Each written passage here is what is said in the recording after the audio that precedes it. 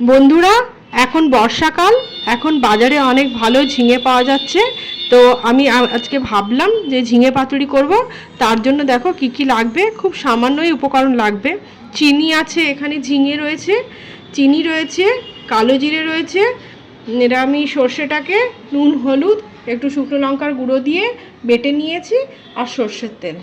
তো চলো আমরা কিভাবে বানাবো দেখবো। দেখো বন্ধুরা, আমি এই ঝিঙেটাকে এরকমভাবে 4 ভাগ করে কেটে নিয়েছি।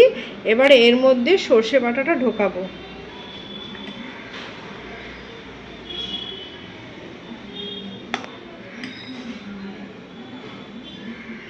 এরকম করে সর্ষে বাটাটাকে ঢুকিয়ে এরকম প্রত্যেকটাতে এরকম করে ঢুকিয়ে ঢুকিয়ে রাখতে হবে।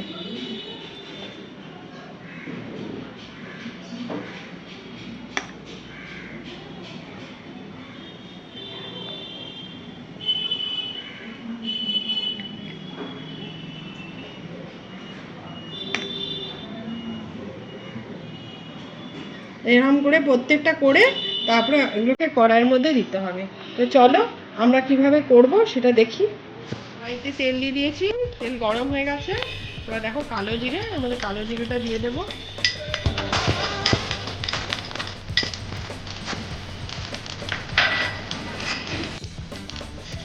এরপরে এই ঝিঙেগুলোকে এক এক করে এর মধ্যে দিয়ে দেবো। এর মধ্যে সর্ষে ভরা আছে।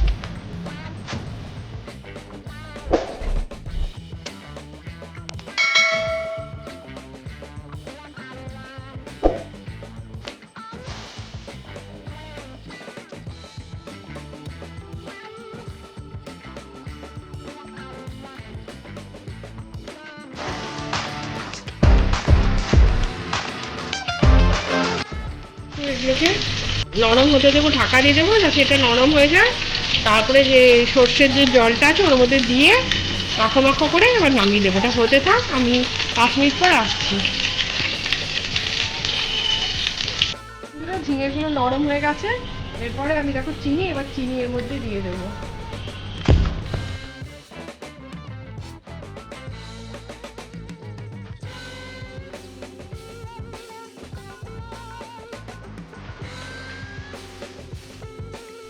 মাখো মাখো হয়ে গেছে।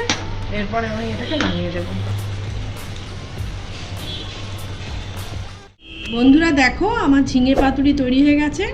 তো এইভাবেই তোমরা আমার পাশে থেকো, আমার চ্যানেলটাকে ফলো করো, অনেক লাইক করো আর অনেক ভালোবাসা দিও। Thank you.